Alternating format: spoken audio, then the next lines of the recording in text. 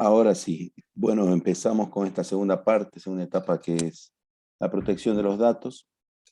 La tarea nuestra va a ser analizar un poco el tema de los derechos fundamentales, ¿no? De las características de los derechos y cómo desde el derecho informático proteger, ¿no? Vamos a compartirles la pantalla, estamos en esta partecita. ¿Quién defiende tus datos? ¿No? ¿Cuál es la situación de la protección de los datos personales? ¿Cuáles son nuestros derechos? Inclusive cuando un empleador nos pide nuestros datos, cómo hacer, ¿no? ¿Quién tiene que tener acceso a esa información? ¿Para qué se tiene que utilizar? Tiene que estar bien definido en un contrato.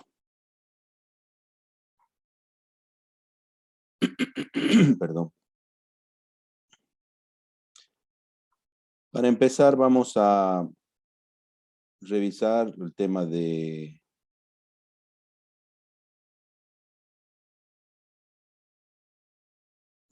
bueno, la informática. Junto a la informática, el auge de las telecomunicaciones, como habíamos visto, han llevado a modificar en nuestros días los sistemas de comunicación y el flujo de los datos. Dos elementos que caracterizan la expansión de estas tecnologías es el aumento progresivo de la información relativa a las personas y que se utiliza por terceras personas, por instituciones que analizan los datos y muchas veces con desconocimiento de los titulares, ¿no? O sea, no se tiene conocimiento de esa manipulación de su información. Además de un segundo aspecto, que es la facilidad y rapidez con la que se está desarrollando ya la informática, la comunicación de dicha información, desde cualquier punto del continente y del planeta. Consecuentemente, se aprecia aquí que hay un riesgo muy grande en el tratamiento automático de los datos personales. Esto obviamente, por la interconexión de los ordenadores a través del Internet, de las redes de telecomunicaciones y de la posibilidad de que los datos sean transferidos a otros lugares o países donde no exista una suficiente protección. Entonces, es importante y necesario determinar los medios de protección de la información personal que se acumula en registros públicos. Muchas veces accesible con transgresión de derechos fundamentales, sin conocimiento de los titulares, lo que plantea nuevos retos a nuestro ordenamiento jurídico en pos de propiciar pues, la tutela a los titulares de la información y de garantizar, de dar garantías constitucionales sobre sus derechos, ¿no? Sobre sus derechos, sobre el cumplimiento de sus derechos. Y por ello, esto se ha vuelto un entorno muy vulnerable, donde es difícil legislar, ¿no? Ante ello, el propósito fundamental de esta partecita de la protección de datos que estamos analizando constituye más que todo en delimitar los aspectos que conforman el tratamiento jurídico del derecho a la protección de los datos personales específicamente, y en algunas de las alternativas de las tutelas existentes en el ordenamiento jurídico boliviano, sin dejar de lado que el tema en cuestión que tratamos es el más importante por porque, bueno, ¿para quién legislamos? Siempre, ¿no? La envergadura que comprende el tema de los derechos de las personas, ¿no? El derecho, está más decir, eh, es de magnitudes globales, ¿no? ¿Cuáles son los derechos fundamentales de las personas? ¿Mm? Ahí tenemos los derechos fundamentales de las personas. El conjunto de los derechos políticos, las libertades civiles por un lado y de los derechos económicos y sociales por otro, son los que forman parte de la doctrina política que puede llamarse el liberalismo democrático. ¿No es cierto? Esta doctrina se ha ido poniendo en práctica poco a poco y en mayor o menor grado en muchos países del mundo actual. A partir de la Declaración de la Independencia de los Estados Unidos y de la Declaración de los Derechos del Hombre de París, Francia, muchas naciones han ido gradualmente adaptando todas sus cartas de derechos y declaraciones de las libertades humanas en sus países, donde incorporan las ideas cuyo desarrollo ha sido más que todo el tema de las libertades civiles, las libertades, los derechos políticos, los derechos económicos, tanto para un género como para el otro, ¿no es cierto? Aunque hasta mediados del siglo pasado todavía las mujeres carecían de algunos derechos que sí tenían los ciudadanos varones. Y así pues, en la mayor parte del mundo se ha ido reconociendo que los ciudadanos de cada país son hombres y mujeres libres e iguales ante la ley y que por lo tanto tienen unos derechos y unas prerrogativas que el gobierno tiene que respetar y proteger siempre. La mejor prueba de esta concepción universal de los derechos civiles se encuentra en lo que ustedes conocen como la Declaración Universal de los Derechos Humanos, que lo adoptó las Naciones Unidas, o la Carta Universal, que también le dicen, de los Derechos Humanos, en el año 1948. Estos derechos fundamentales son derechos humanos protegidos por el ordenamiento jurídico protegido interno de cada país. Y por lo general están insertos en sus cartas magnas, ¿no? En su constitución política, en su marco constitucional. Y que generalmente estos tienen decretos regulatorios, leyes, como por ejemplo las nuevas leyes contra la discriminación y toda forma de violencia, no sé cómo se llama la ley. ¿Ustedes saben cómo se llama? La 348 creo que es. ¿Cómo se llama esa ley?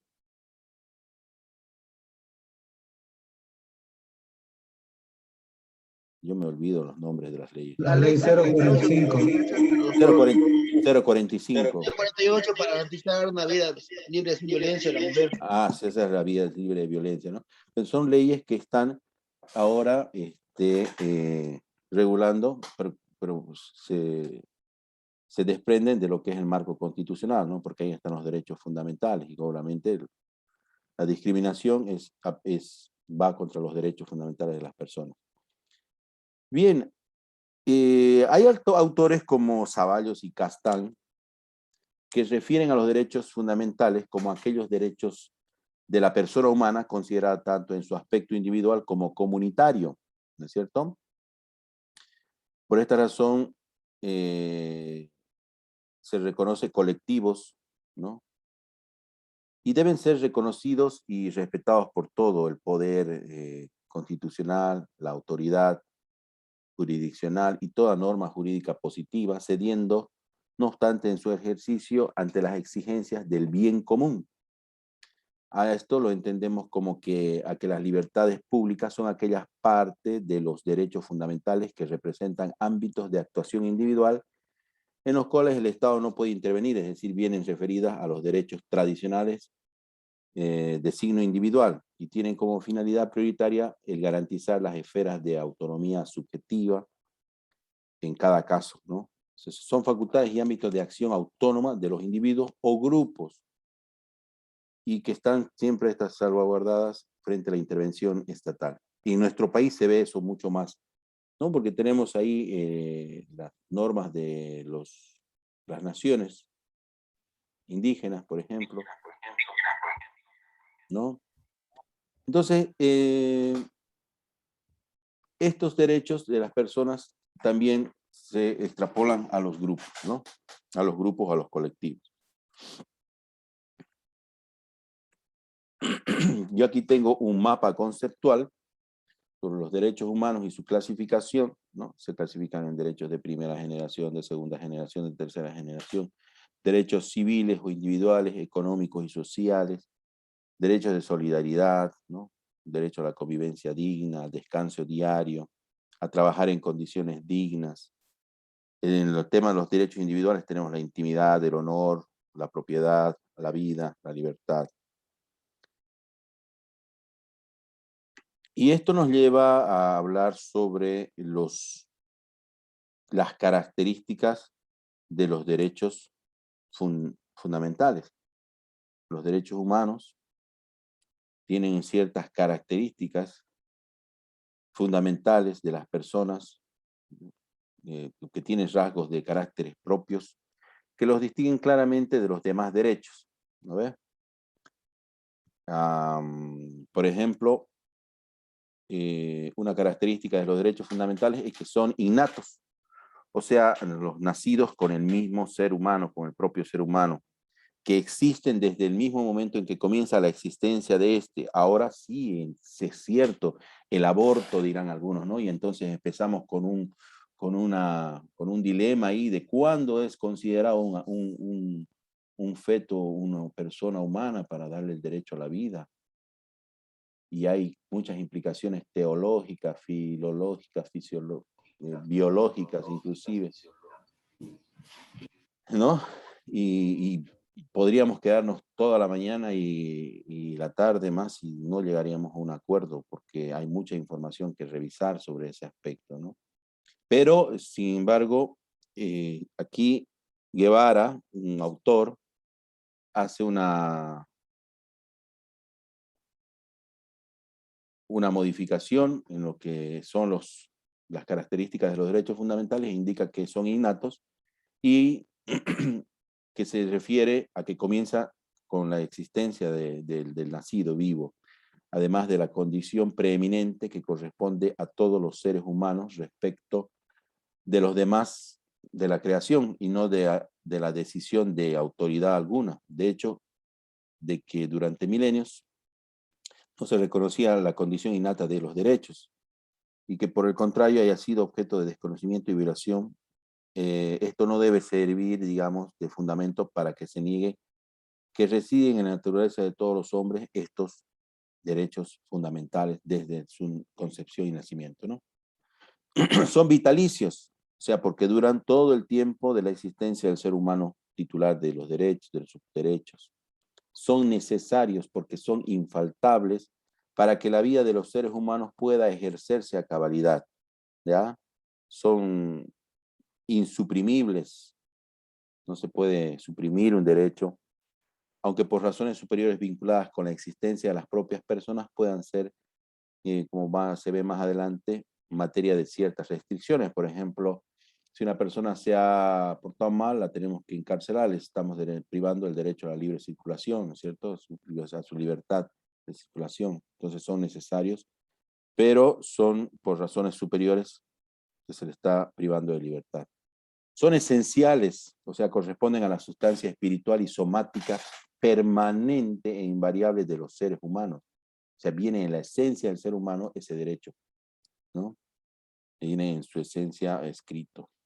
Son inherentes, ¿qué quiere decir esto? Que son inseparables de los seres humanos, inexcendibles. Extrapatrimoniales, o sea, no tienen significación patrimonial económica, en el sentido de que no son susceptibles de ser valorizados en alguna forma monetaria o de ser pecuniariamente cuantificados por algún parámetro de valor, ¿no? Son derechos que están fuera del comercio. Ello, no obstante, no está para el caso de ser violado un derecho de la persona, que pueda exigirse que el violador pague una indemnización, por ejemplo, ¿no? Porque ha vejado a una persona en vía de reparación, o sea, vale decir de mitigación del desagravio que se ha afectado. Quiere decir, ¿no? El derecho. En la mayoría de los casos son indisponibles, en cuanto a no se le está permitido al titular transferir o disponer de algún modo de la titularidad que no tiene, que tiene sobre, perdón, sobre un derecho subjetivo de los derechos fundamentales. Ello también implica que son intransmisibles, irrenunciables, inajenables, ¿no? Tampoco otras personas pueden disponer de estos derechos, por lo que son además inembargables, inexpropiables, imprescriptibles y insubrogables. No constituye excepción al derecho a la integridad psicosomática cuando se permite que alguien pueda ceder partes de su cuerpo, pues es condición esencial de dicha cesión que se produzca sin afectar la vida ni la salud del demandante. Por ejemplo, si yo quiero donar, ¿no? Donar un órgano y puedo estar mis posibilidades de donar un riñón a mi hermano, a mi primo, a mi pariente, lo puedo hacer, ¿no? O lo quiero vender y muchas veces hay mercado de venta de órganos, ¿no? Las personas están en espera de órganos, se van, hay donantes que quieren, pueden vender. Son absolutos además estos derechos. Son ejercitables frente a todas las personas, ¿no? Son autónomos en medida en que su vigencia no dependa de otra razón que no sea la existencia de su titular. Jurídicos, o sea, que tienen que decir, que lo que quiere decir, y bueno, esto va con nuestra ciencia, que es el derecho informático, que tienen fuerza de ley, no son meros ideales o aspiraciones que los hombres y las mujeres de nuestro país deberían solamente tener o quisieran tener, más bien son unas libertades prerrogativas y condiciones de vida que todas las personas tienen y la ley las garantiza. Este carácter legal que tienen los derechos fundamentales hace que estos dichos derechos se puedan hacer valer frente a un tribunal, ¿no? Y si en alguna persona le violan uno de los derechos fundamentales, esta persona puede presentar una acción judicial para asegurar que su derecho sea respetado. ¿No es cierto? ¿Cómo se llaman estos procesos, estos procedimientos? Cuando, por ejemplo, alguien me viola mi derecho constitucional, ¿qué hago yo para hacer valer mi derecho constitucional? Y aquí viene, ¿no? Los derechos constitucionales. En segundo lugar, los derechos fundamentales son constitucionales y eso significa que los derechos están reconocidos por la propia Constitución de nuestro país. Los hombres y las mujeres disfrutan de muchos derechos que están establecidos en nuestras leyes, pero no todos estos derechos son de naturaleza constitucional, ¿no? Gran parte de ellos surgen solamente de estatutos, reglamentos u ordenanzas. No surgen directamente de la Constitución. Únicamente los derechos fundamentales tienen su raíz directa en la propia Constitución. Los derechos fundamentales pues son parte de la Constitución. Y si alguien me vulnera mis derechos, ¿qué hago? Mis derechos fundamentales, mis derechos constitucionales. Presento un amparo constitucional, ¿no? Eso hago, ¿no es? Listen, dependiendo.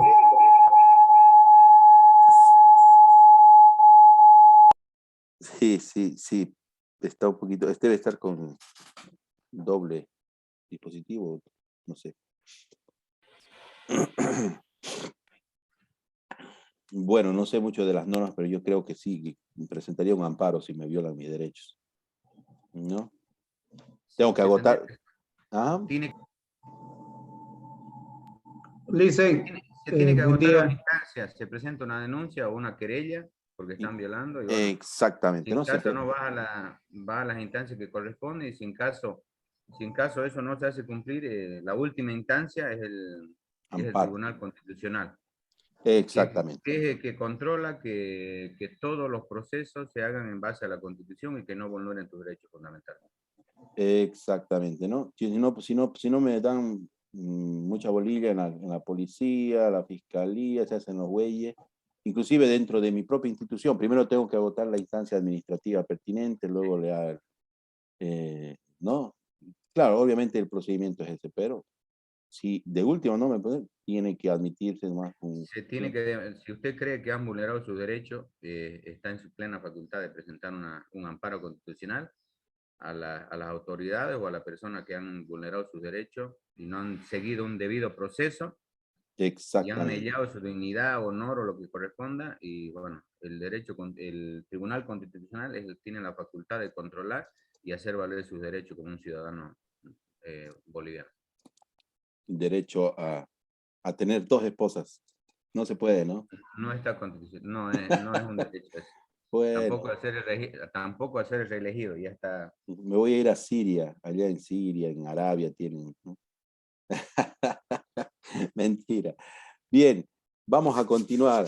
Los derechos fundamentales tienen esas características que ustedes ya conocen y bueno, yo estoy hablando acerca de clasificación ahora de derechos, los derechos civiles, los derechos políticos. El tema de los derechos civiles son aquellos que afectan al modo más directo a la persona en cuanto se refiere a los aspectos íntimos de esta, ¿no? Se cuentan entre ellos como los más importantes: el derecho a la vida, a la integridad física, a la propiedad, a la libertad, a la dignidad, a la libertad de pensamiento, de conciencia, de libre profesión.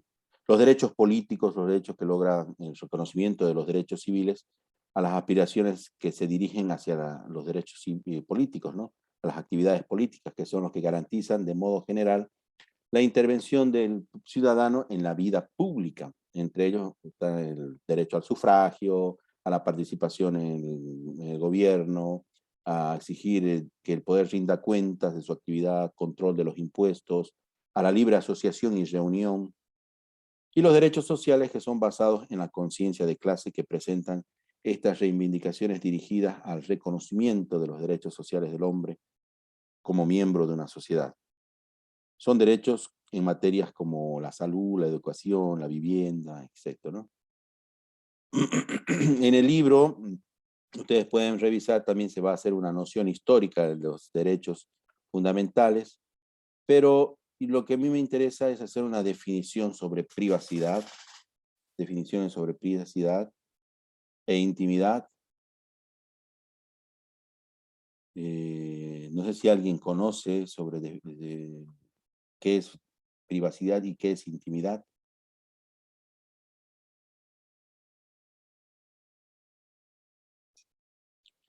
Bien, con la aparición de la informática en el mundo moderno, los derechos humanos más amenazados son los derechos a la intimidad y el derecho a la privacidad.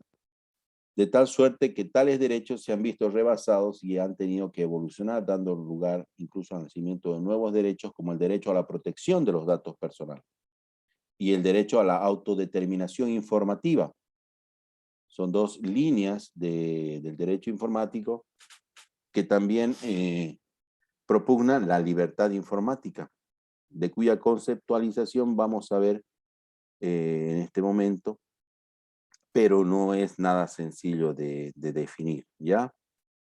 Entonces, hablar sobre estos temas, autodeterminación informativa, derecho de la protección de los datos personales, la libertad informática.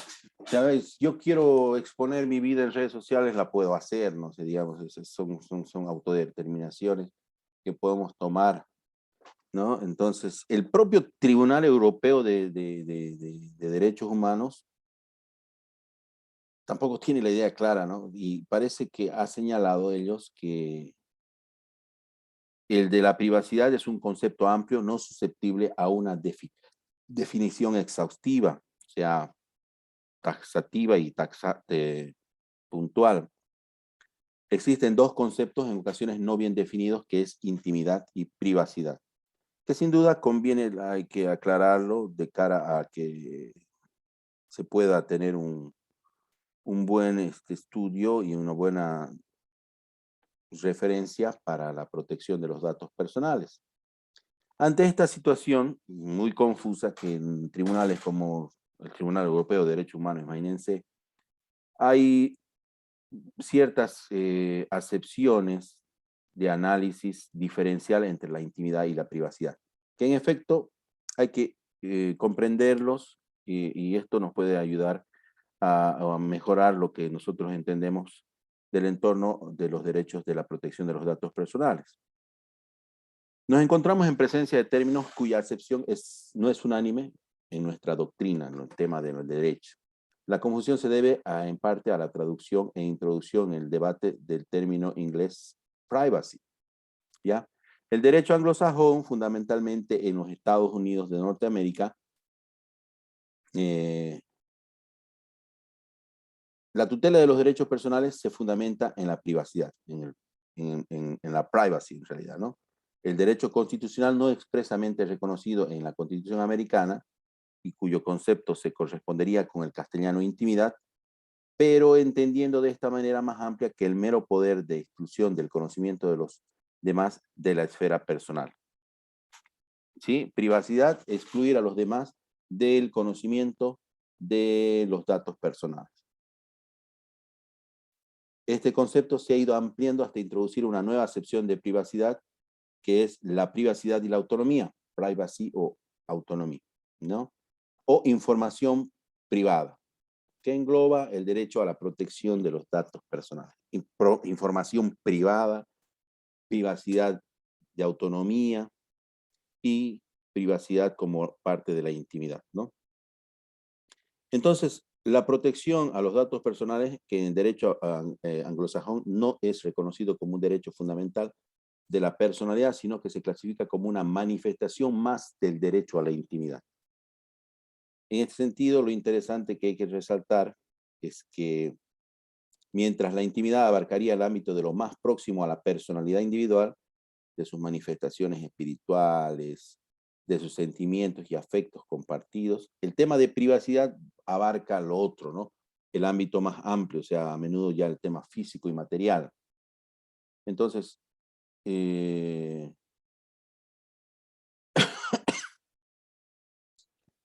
está entendiendo de esa forma el tema de privacidad e intimidad.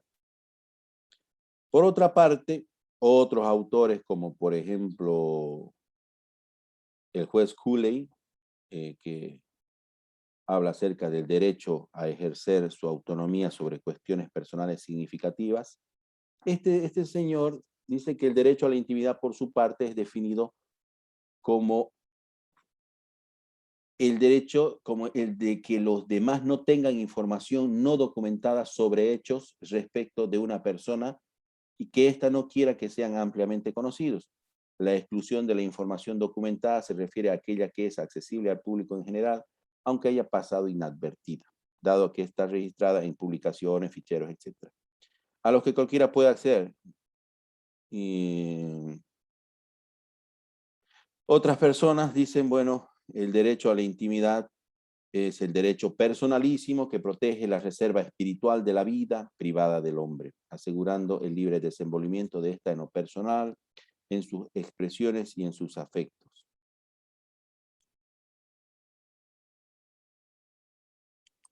Entonces, aquí hay un dilema, ¿no? ¿Qué es privacidad y qué es intimidad? ¿Están de acuerdo con que privacidad es más lo físico y lo material y la intimidad es más lo espiritual y las creencias, la ideología? Según mi punto de vista, para mí están ligadas a ambas. Ajá, están ligadas, es cierto. Están ligadas y bueno, dependiendo de, se tendría que, bueno, ver a ver qué es privacidad y qué es intimidad, ¿no? Intimidad entiendo que es algo muy íntimo y privacidad entiendo que son, como decía usted, el tema de de los, como de los datos personalísimos, los datos personales, ¿no? Ujú.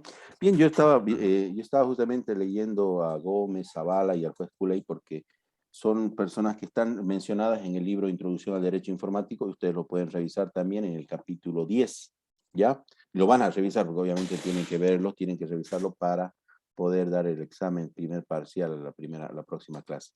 Bien, finalmente vamos a hablar... Doctor, ¿Sí? disculpe, desde mi punto de vista personal, ¿no? La privacidad yo pienso que es algo más público, que algo que se lo guarda de acá, de las personas, mientras y la intimidad es algo espiritualmente de cada persona, más íntimo, o sea, puede ser una intimidad de una persona con Dios, ¿no? Es algo más íntimo, que solamente uno solamente sabe. ¿Entienden, no? Sí, sí, exactamente. Bueno, por ahí va. Es que es un tema que implica mucho debate, como les digo, no la tienen clara ni en los tribunales de derechos humanos en Europa. Imagínense, nosotros vamos seguramente a seguir una línea, pero yo creo que entendemos que hay datos sensibles que no pueden ser expuestos de las personas y datos que no quieren, que las personas no quieren que sean expuestos. Por ejemplo, puede ser que no sea sensible el sexo de una persona o la condición sexual, por ejemplo, ¿no? Pero si yo no quiero que dar fe de ello ni registrarlo en ningún lugar, entonces no lo hago, pues, ¿no? Porque son datos que no me tienen que pedir, porque son datos que están partes ligados a nuestra intimidad y hay un derecho a la intimidad que está por ahí en la Constitución y todo aquello tiene que respetarse como tal, ¿no? Bien. Aquí estamos, les voy a mostrar el libro, voy a entrar aquí a compartir, sobre los datos personales. Hablaremos sobre algunas nociones de datos personales. Vamos a hablar sobre el tema del origen del derecho a la protección de los datos personales.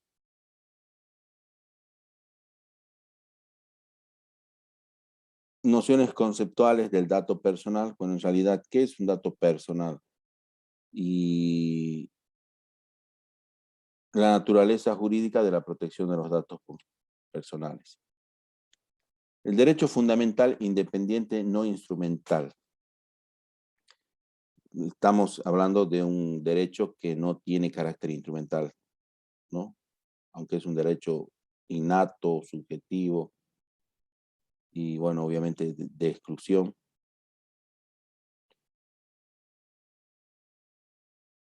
En esta partecita yo quiero hacer una pequeña actividad que va a ser más que todo de discusión. Bueno, de discusión porque